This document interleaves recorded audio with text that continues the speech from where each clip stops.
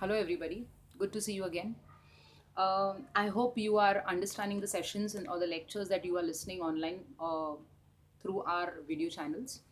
I just wanted to tell you one thing: कि whenever you are listening to any sessions and you're coming across any doubts and any difficulties, so you can just write down somewhere. And when we start with the physical lectures, we will discuss it together. Okay? तो आप अपने doubts अपने difficulties को लिख सकते हो. जब हमारे फिजिकल लेक्चर स्टार्ट हो जाएंगे तब आप वो डाउट्स और डिफिकल्टीज़ मेरे साथ क्लियर कर सकते हो. Okay Students, last time we have done with a topic which is called as types of contracts and agreements. I hope you have understood it because we had covered up some examples over it. Today we are going to talk about a topic which is rightly called as offer. Offer में offer या तो उसको proposal बोलते हैं. तो आप उसको 3 parts में मेरे साथ पढ़ने वाले हो. एक तो उसका डेफिनेशन करना है, उसके एसेंशियल्स करने हैं, plus you are going to learn about the types of an offer. तो 3 चीज़ें आज हम लोग कवर अप करने वाले हैं. सबसे पहले तो उसका डेफिनेशन, उसके एसेंशियल्स रूल्स कौन से हैं और उसके टाइप्स और काइंड्स क्या है. ठीक है. So before I could start with the topic of offer और उसका सेक्शन, हम लोग जो पहले टॉपिक्स किए हम उसके सेक्शन पहले 2 मिनट में फटाफट रिवाइज करेंगे. हमने सिर्फ कॉन्ट्रैक्ट और अग्रीमेंट किया है. So contract is section 2 subsection H, I hope you remember. And agreement is section 2 subsection E. Offer is section 2 subsection A. 3 topics और तीनों के sections. So contract is section 2 subsection H, agreement is section 2 subsection E and offer is section 2 subsection A. तो ऐसे करके अपने पास 3 अलग अलग sections और 3 अलग अलग टॉपिक्स. तो सेक्शंस को अच्छी तरह से याद रखना. So today we are going to do with the topic of offer. तो पहले हम उसका डेफिनेशन कर लेते हैं. So this says according to Indian contract act 1872 section 2 subsection A, when one person signifies to another his willingness to do or abstain from doing something with a view to obtain assent of that other to such act, abstinence or promise, he is said to make a proposal. I repeat the term or the definition again. Please check with me. आपको ये definition को 4 parts में divide करना है. I know it will not be easy. Okay, थोड़ा बड़ा definition है. तो सबसे पहले Indian contract act 1872 defines offer as section 2 subsection A. When one person signifies to another, suppose अगर मैंने आपको ऑफर दिया, so I am signifying the offer to you. So when one person signifies to another his willingness to do और abstain from doing something. अभी या तो सामने वाला पार्टी हाँ बोलेगा, हाँ बोला तो एसेंट है, ASSENT उसका एसेंट है. पर अगर उसने मना कर दिया तो फिर वो एब्सटेन हो जाएगा. एब्सटेन का मतलब होता है उसने मना कर दिया. With a view to obtain assent of that other, पर फिर भी हम सामने वाले को ऑफर देते हैं. कौन से पॉइंट ऑफ व्यू से कि सामने वाला उसको एक्सेप्ट करेगा. So with a view to obtain assent of that other, हमने उसको ऑफर इसीलिए दिया क्योंकि हमको पता है कि वो एक्सेप्टेंस दे सकता है. So with a view to obtain assent of that other to such act, abstinence और promise, he is set to make a proposal. तो मैंने क्या किया है, ये डेफिनेशन को आपके लिए और सिंपल और इजी करने के लिए उसको 4 पार्ट्स में डिवाइड किया. पहला मैंने आपको बोला when one person signifies to another, मतलब एक बंदे ने दूसरे बंदे को ऑफर दिया. दूसरा मैंने आपको पॉइंट बताया है when one person signifies to another his willingness to do और एब्सटेन फ्रॉम डूइंग समथिंग. या तो वो हाँ बोलेगा या तो वो मना करेगा. ये सेकेंड पॉइंट है डेफिनेशन का. थर्ड पॉइंट बोलता है with a view to obtain assent of that other, पर फिर भी हम सामने वाले को ऑफर दे रहे हैं ताकि हम उसका एक्सेप्टेंस ले सके. So with a view to obtain assent of that other.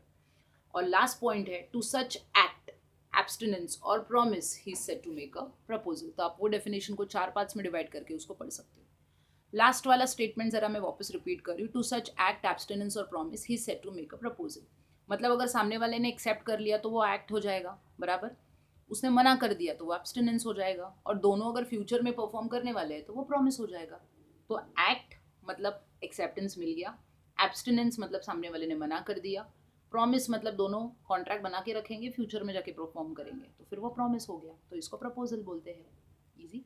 So one definition you can divide into 4 parts. Fine. Now we are starting with essential rules of an valid offer. कौन से essential rules आपको fulfil करने पड़ेंगे ये offer को valid constitute करने के लिए. ठीक है.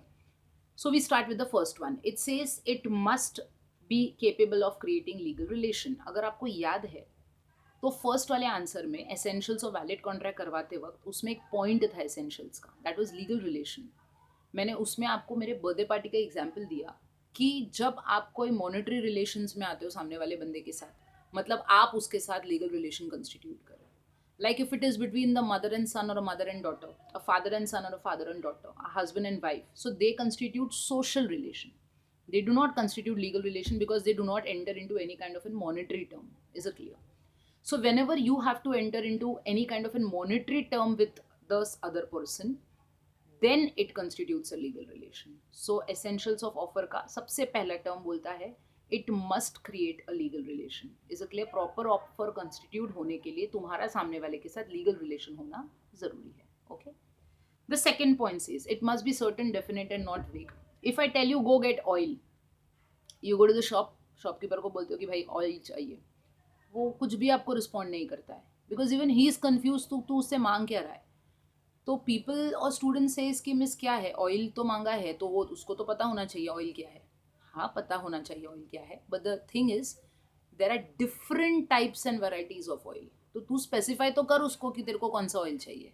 Are you getting this? Like suppose if you want coconut oil, so I want 100 quintals of coconut oil to be packed in 10 different containers of rupees 5,000 each. मतलब तूने specifically उसको बोला है I want 100 quintals of coconut oil to be packed in 10 different containers of rupees 5,000 each. Is it clear everybody? तो तूने उसको क्या चाहिए, कितना चाहिए, कैसा चाहिए, उसका स्पेसिफिकेशन डिस्क्रिप्शन अच्छी तरह से सर्टन किया है क्या चाहिए कितना चाहिए. तो वो क्या बोल रहा है second point, offer must create certainty, it should not be vague and it should be absolute. Is it clear everybody? ये तेरा सेकंड पॉइंट है. इतना ही याद रख कि वो सर्टन होना चाहिए. पहला पॉइंट बोलता है कि वो लीगल रिलेशन क्रिएट होना चाहिए सामने वाले के साथ. दूसरा पॉइंट बोलता है कि वो सर्टन होना चाहिए. Is it okay? तीसरा पॉइंट बोलता है it must be communicated to the offeree. पता है मैंने आपको पार्टीज दिए थे, तो in the case of Indian contract Act या ऑफर करते वक्त हम दो पार्टीज कंसिडर करेंगे, ऑफरर और ऑफरी. तो अगर मुझे प्रॉपर ऑफर करना है तो वो किसके पास से किसके पास जाना चाहिए, it should communicated from offeror to the offeree. Like suppose मैं आपको ऑफर दे रही हूँ, so I become the offeror, you become the offeree. तो वो मेरे पास से आपके पास कम्युनिकेट होना चाहिए. ये तीसरा एसेंशियल है which is very much necessary. तो it must be communicated from offeror to the offeree. Okay. Third point क्या बोला मैंने? फर्स्ट पॉइंट मेरे साथ रिवाइज करो वापस से. लीगल रिलेशन होना चाहिए पार्टीज के बीच में. दूसरा वो सर्टन होना चाहिए. तीसरा it must be communicated from offeror to the offeree. ये तीन एसेंशियल्स. बेटा चौथा एसेंशियल बोलता है it must be made with a view to obtain assent of that other. तुमने इसीलिए उसको दिया है ताकि तुमको सामने वाले से एक्सेप्टेंस मिल सके. So it must be made with a view to obtain assent of that other. Obvious है तुम एक ऐसे बंदे को ऑफर नहीं दोगे जिसका 100% गारंटी है कि वो मना कर देगा. Like suppose if a beggar is sitting on the road, is it clear? And if you offer him to sell anything, you know he doesn't have any money, how is going to buy? Is it clear everybody? तो तुमको पता है कि वो beggar से तुमको कोई acceptance नहीं मिलने वाला है, so there is no point giving him offer. तो तुमने ऑफर इसीलिए देना है सामने वाले को और ऐसे बंदे को देना है जो तुमको पता है कि शायद इसके पास एक्सेप्टेंस आ सकता है. So it must be made with a view to obtain assent of that other. This is your fourth rule. The fifth rule says it may be conditional. सारे ऑफर्स में कंडीशंस नहीं होता है, कुछ कुछ ऑफर्स में कंडीशन होता है. अगर आपको पता है कि लिख के आता है टर्म्स एंड कंडीशंस अप्लाई, अगर आपको देखने को मिलता है अलग अलग ऑफर्स में, अगर आप फ्लिपकार्ट, अमेजॉन ये सब में भी अगर लॉग इन करोगे या कोई कमोडिटी को सिलेक्ट करोगे, ऐड टू कार्ट करोगे तो नीचे आता है terms and conditions apply. Okay. Now what is that terms and conditions? For example cash on delivery. Is a clear everybody? या तो online digitally you have to pay the amount for that particular commodity, or it is free delivery or delivery charges to be imposed. Is it clear everybody? So these are all the conditions that the offerer is making to the offering. तो इसीलिए बोला है कि every offer में conditions नहीं होता है, but there are some offer जिसमें conditions होता है. So it says it may be conditional. MAY. आपको may वाला word use करना है because हर offer में conditions नहीं होता. Next is offer should not contain the terms the non-compliance of which amounts to acceptance. Offer के terms and conditions में ऐसा कोई टर्म्स ऑफ कंडीशन नहीं होना चाहिए जिसके ना करने से वो एक्सेप्टेंस हो सके. I know a bit confusing point, I will repeat again. So offer must not constitute a term the non compliance of which amounts to acceptance का मतलब होता है कि suppose if I tell you I want to sell you my mobile phone for ₹5,000. मैंने आपको बोला कि मुझे मेरा मोबाइल फ़ोन आपको 5,000 में बेचना है. Is it clear? Again I tell you कि if you do not reply within a week, I will consider it as your acceptance. मतलब तूने अगर एक हफ्ते ने मुझे रिप्लाई नहीं किया तो हाँ है, और तेरे को कुछ भी करके मेरा मोबाइल खरीदना पड़ेगा. Students, I can not do this. आपके पास से एक्सेप्टेंस, जेन्युइन एक्सेप्टेंस आना चाहिए, तब वो वैलिड ऑफर होता है. Is it clear everybody?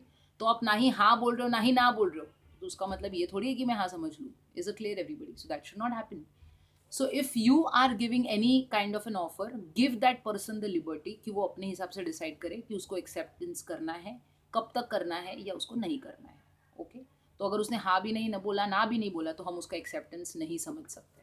ठीक है, तो ये आपका 6th पॉइंट है. 7th point says the offer में बी स्पेसिफिक और जनरल. ऑफर बेटा स्पेसिफिक भी हो सकता है और वो जनरल भी हो सकता है. लाइक सपोज अभी मैंने आपको मोबाइल फ़ोन का एग्जाम्पल दिया, मैंने सिर्फ आपसे इंडिविजुअली बात की है तो वो स्पेसिफिक होगा. ठीक है, पर अगर मैंने मोबाइल फ़ोन का एडवर्टाइजमेंट न्यूज़पेपर में कर दिया और सबको बोला जिसको खरीदना है वो खरीद सकता है, तो वो जनरल हो गया. सो ऑफर मे बी स्पेसिफिक और इट कैन बी जनरल. वो स्पेसिफिक भी हो सकता है और वो जनरल भी हो सकता है. Okay, next point says offer is different from invitation to an offer. Now please try and understand what is offer is different from invitation to an offer. We just take up an example. Suppose this is Ram. Is it clear everybody? And she is Meena. Okay, now Ram proposes Meena that I love you and I wish to marry you. Is it clear everybody? So Ram is giving a statement where he is saying I love you and I wish to marry you. बेटा ये sure ही नहीं है कि इसको शादी करनी है कि नहीं, विश कर रहा है ये. Is it clear everybody? या तो राम अगर बोलेगा कि I think I should marry you, वो श्योर ही नहीं है कि उसको शादी करनी है कि नहीं. But if he says and if he proposes will you marry me, is it clear everybody, then it will constitute an valid offer. Is it okay? उसका मतलब है ऑफर अलग है और इन्विटेशन टू ऑफर अलग है. अगर ये उसको बोल रहा है will you marry me, is it clear everybody, then it is nothing but a valid offer, या तो वो प्रॉपर ऑफर. अगर वो बोल रहा है I wish to marry you, ये सोच रहा है अभी तक, ये श्योर नहीं है, इज इट क्लियर एवरीबडी, तो उसको इन्विटेशन टू एन ऑफर बोलते हैं. Is it clear? ये श्योर नहीं है कि इसको शादी करनी है कि नहीं. So the point is when I am talking about offer is different from invitation of an offer. एक और एग्जाम्पल लेते हैं. If you have not understood this concept, if you are inside the shop and if you are buying some commodities, offer. Is it clear? If you are just passing by the shop, रास्ते के side पे दुकान है और आप दुकान के बाहर से पास ऑन कर रहे हो और सिर्फ आपकी नज़र जा रही है वो शॉप पे, पता है ना विंडो डिस्प्ले होता है, अंदर सब डेकोरेट करके रखी होती है चीज़ें, तो बाहर से आपका ध्यान जाता है वो दुकान की तरफ, तो वो इन्विटेशन टू एन ऑफर है बेटा, वो ऑफर नहीं है. When you are inside the shop and actually purchasing the commodities, that is an offer. Okay, तो ऑफर अलग है और इन्विटेशन टू ऑफर अलग है. ठीक है, then it says offer may be express और implied. Is a clear everybody? Offer express भी हो सकता है और ऑफर इम्प्लाइड भी हो सकता है. अगर तुमने सारे टर्म्स एंड कंडीशंस ऑफर के लिख के दिए हैं तो वो एक्सप्रेस होगा, नहीं लिखा है तो वो इम्प्लाइड होगा. तो ऑफर एक्सप्रेस भी है, इम्प्लाइड भी है. अभी जैसे if you are out and you have to travel somewhere, the auto rickshaw people are standing. Is a clear everybody? That's an implied offer. It is understood they are waiting for you. If you want to go to your destination, आप उनके पास जाओ, अपना destination बोलो, rickshaw में बैठो और वो लोग आपको छोड़ देंगे, तो वो इम्प्लाइड ऑफर होगा. इसमें आपको और रिक्शा वाले के बीच में आपको कुछ भी लिख के रखने की किसी भी तरह की कोई ज़रूरत नहीं है. Okay, so these are some valid essentials of a valid offer that we are going to understand. So let us deal with this concept of essential rules of a valid offer once again so that the concept is more clear out here. Is it clear everybody? सबसे पहले वाला मैंने बोला the parties must create legal relation. Parties का एक दूसरे के साथ लीगल रिलेशन होना बहुत ज़रूरी है. ठीक है. सेकेंड में बोला it must be certain and it should not be vague. Is it clear? क्या चाहिए, कितना चाहिए, कैसा चाहिए, आपको मेंशन करना ज़रूरी है. It must be communicated from offeror to the offeree. मतलब आपको ये जो ऑफर है वो कम्युनिकेट करना है ऑफरर से ऑफरी के पास. फिर वो बोलता है it must be made with a view to obtain assent of that other. तुमने सामने वाले को ऑफर इसीलिए दिया ताकि सामने वाला बंदा आपको एक्सेप्टेंस दे सके. Is it clear? Next is it may be conditional. बेटा मे पे फोकस कर. It may be conditional. It is not 100% sure कि हर ऑफर में कंडीशंस होते हैं. कोई कोई ऑफर में होता है, कोई कोई ऑफर में नहीं होता है. Next is offer must not contain a term the non-compliance of which constitutes an acceptance. Is it clear everybody? तुम ऐसा कोई भी ऑफर में टर्म लेवी नहीं कर सकते हो जिसके परफॉर्म ना करने से या एक्सेप्टेंस ना देने से मतलब वो ऑफर कंस्टिट्यूट हो सकता है. Is it clear? जैसे मैंने आपको बोला था कि अगर आपने हाँ नहीं बोला तो मैं हाँ समझ लूँगी. बेटा ऑफर में तुम कुछ समझ नहीं सकते हो. ओके, सामने वाले को एक्चुअली कम्युनिकेट करना पड़ेगा. Next point is it can be specific और जनरल. अगर तुमने किसी एक ही बंदे को दिया है वो स्पेसिफिक है और वो ऑफर सबके लिए है तो वो जनरल है.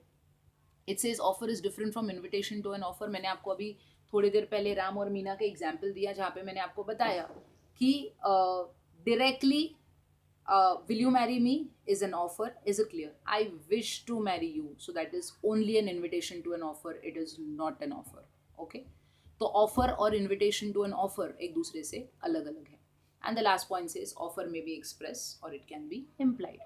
Express मतलब पार्टीज के बीच में सब कुछ लिखा हुआ है तो express होगा.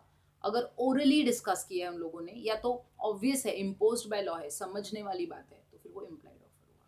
ठीक है. So these are the essentials of a valid offer. There are 9 points, 9 rules that you need to understand. ठीक है. At the end of the session ये pointers मैं आपके लिए वापस repeat करूँगी. Now we go to the last part of offer that is called as kinds of offer. Is it clear everybody? So let us understand what are the different kinds of offer out here. You have general offer, you have specific offer, you have cross offer, you have counter offer, and you have standing, open standing or continuing offer. So there are 5 different types of offer that you have. So general, specific, cross, counter, open standing और continuing offer. ठीक है. सो 5 type के offer है, एक एक करके देखते हैं. सबसे पहले वाला जनरल ऑफर. पहले मैं सबका आपको मीनिंग बता रही हूँ and then we will see the examples. General offer, offer made to public at large, सबके लिए है वो, तो उसको जनरल ऑफर बोलते हैं. सेकेंड वाला है special offer, offer made to a specific individual और ग्रुप, सिर्फ एक इंडिविजुअल या एक ग्रुप के लिए है, सबके लिए नहीं है वो, तो उसको स्पेसिफिक ऑफर बोलते हैं. Cross offer, exchange of identical offer, आप आइडेंटिकल ऑफर को एक्सचेंज करते हो तो उसको क्रॉस ऑफर बोलते हैं. Counter offer, changes made in the original offer, अगर आप ओरिजिनल ऑफर में किसी भी तरह का कोई चेंजेस करते हो तो उसको काउंटर ऑफर बोलते हैं. And open standing or continuous offer, offer which is valid only till a particular period of time, एक particular period of time तक ही वो offer valid है तो उसको open standing या continuous offer ऐसे कहा जाता है. We revise again. अभी point, meaning और example तीनों साथ में करते हैं so that you understand. सबसे पहले वाला मैंने बोला general offer, offer made to public at large. Big Bazaar का सेल जो है that's a general offer because it is not only for one individual, कोई भी जाके खरीद सकता है. So Big Bazaar sale is an general offer. Special offer like Pankaj classes is arranging picnic. So obvious है ना बेटा कि वो सिर्फ पंकज classes के students के लिए होगा, बाहर वालों के लिए नहीं होगा. Is it clear everybody? ज़्यादा से ज़्यादा जो पंकज classes में पढ़ते हैं उनके friends के लिए होगा, मतलब एकदम strange person आके पिकनिक को join नहीं कर सकता है. So special offer का मतलब है it is made only to specific group और individual. वो individual भी हो सकता है और वो specific group भी हो सकता है.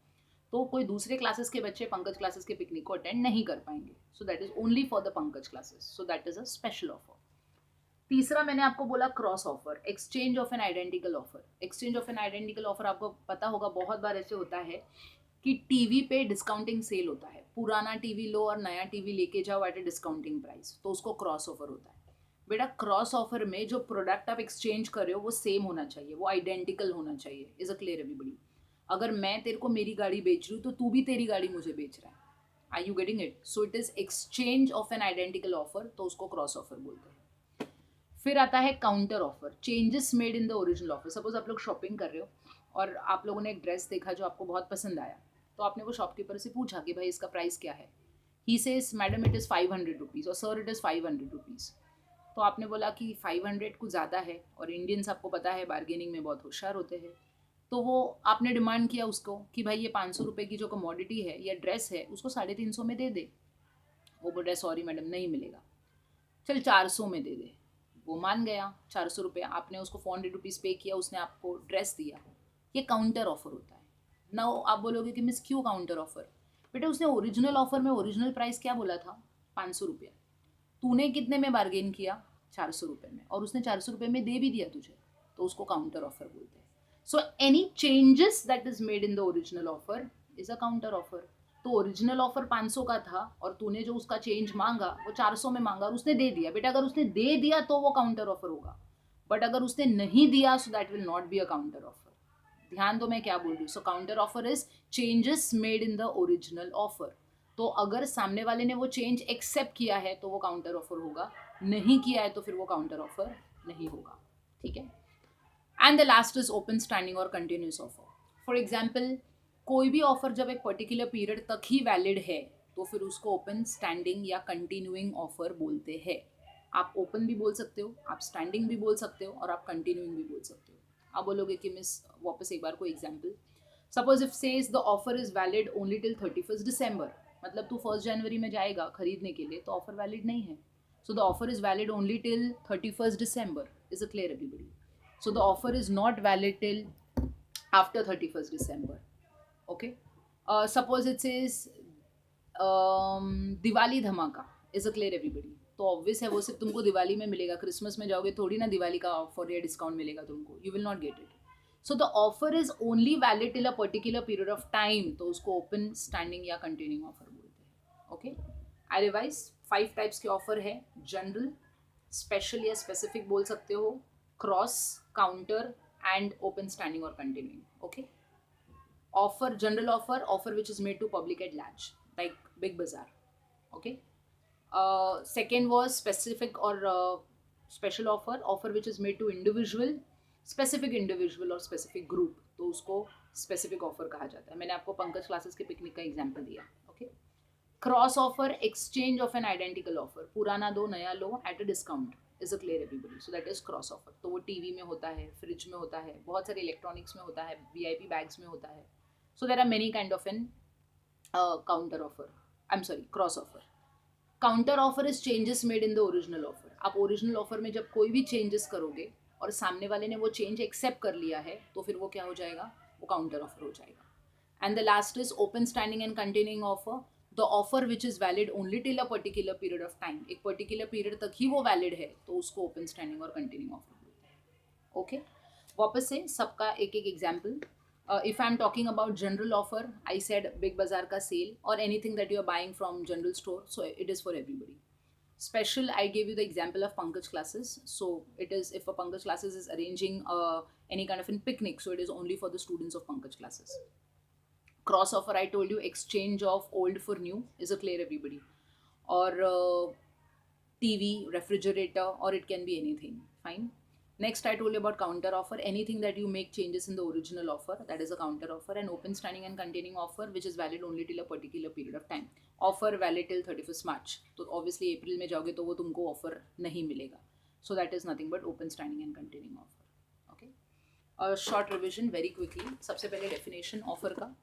Section 2, subsection A. When one person signifies to another his willingness to do or abstain from doing something with a view to obtain assent of that other, to such act, abstinence or promise he is said to make a proposal. The rules of an valid offer. The first rule, it says it must create a legal relation. It must be certain is the second point. It must be communicated to the offeree. मतलब offerer जो है वो offeree को communicate करेगा. Next point, it must be made with a view to obtain assent of that other. वो इसीलिए दिया है ताकि हम सामने वाले का एसेंट या एक्सेप्टेंस ले सके. It may be conditional. Is a clear? It should not contain any term the non compliance of which amounts to acceptance. Is a clear? सामने वाले ने हाँ भी नहीं बोला ना भी नहीं बोला तो हम उसका एक्सेप्टेंस कंसिडर नहीं कर सकते हैं. इट मे बी स्पेसिफिक और जनरल. या तो वो एक स्पेसिफिक बंदे को किया गया है या वो जनरली सबके लिए किया गया है. Is a clear? ऑफर और इन्विटेशन टू एन ऑफर दोनों से एकदम अलग अलग है. So both the things are different. And it can be express और इम्प्लाइड. या तो तुम उसको राइटिंग में करो या तो तुम उसको ओरली करो. सो ऑफर में भी एक्सप्रेस और इम्प्लाइड. ठीक है? So these are the rules. तो बेटा 9 रूल्स है.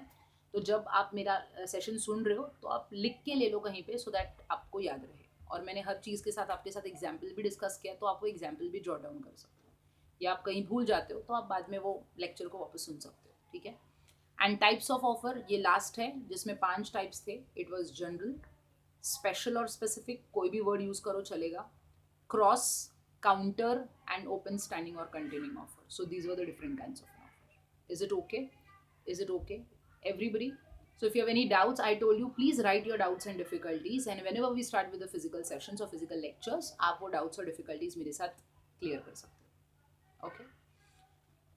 We will meet in the next session, and next session we are going to cover up about acceptance. ठीक है?